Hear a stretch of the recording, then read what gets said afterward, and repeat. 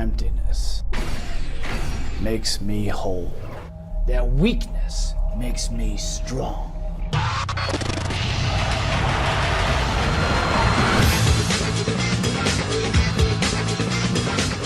Twisted Metal, the longest-running franchise in the PlayStation history. It all started in 1995 when Scott Campbell and David Jaffe attached some machine guns to outlandish vehicles and let them run riot through the streets of Los Angeles.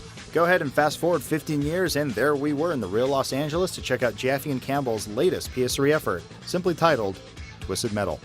At the event, we were shown 3 different multiplayer modes and a selection of the game's new vehicles, one of which is a first for the series, an airborne helicopter named Talon that can pick up and drop other players. The focus of the night was multiplayer. We got to check out Classic Team Deathmatch, which Twisted Metal players will be familiar with. There was also a Battlefield-like mode called Team Last Man Standing, which was 8 versus 8 team-based play where each team had a set number of shared lives, and once the lives were gone, game over.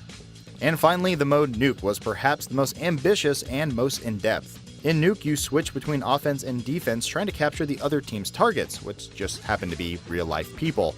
Once the targets are captured, you then have to drag them to a designated point on the map and attach them to a missile, where you then fly the missile across the map and destroy the other team's statue. It was very clear that there was a lot more going on in this Twisted Metal than previous games in the franchise. How do we create sort of a multiplayer online and split-screen game for us? And what I mean by that is we all love gaming, we all love online gaming, but so much of the games these days for us is it's lacking what we would want. We don't like to die so fast. You know, we want to have a relationship with the people we're fighting against.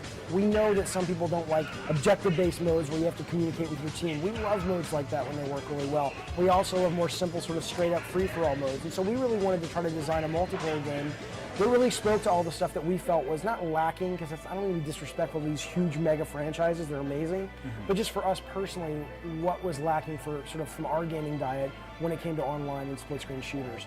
Overall, the controls were great, everything was tight and responsive, and that is a very good thing. It reminded us of the old Twisted Metal days on the PS2 and the PS1. There were still weapon pickups scattered around the maps, and you still had to swap between them on the shoulder buttons mid-fight. We definitely want them to feel like cars as much as possible, but the difference is, first and foremost, these things are extensions of the player.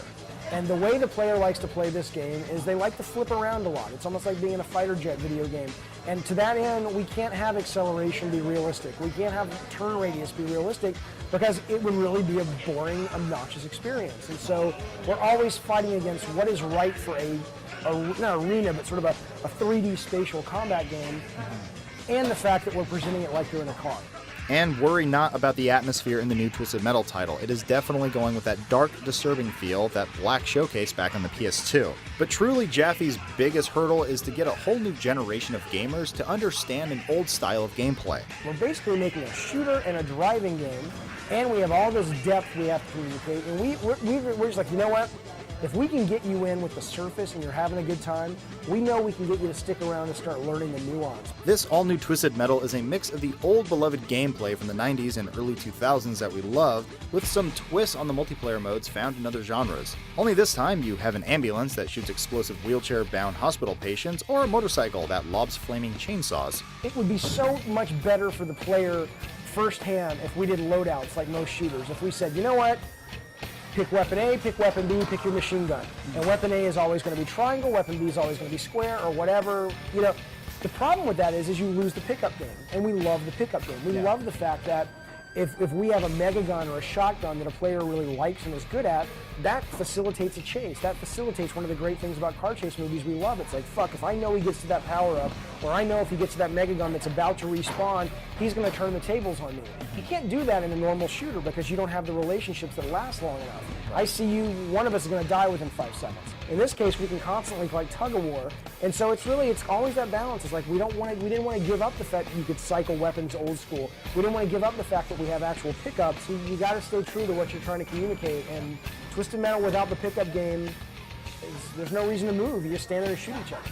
So there you have it, our first impressions of the all-new Twisted Metal on the PS3. You can get your hands on the game when it ships later this year on October 4th. Their destruction is my creation.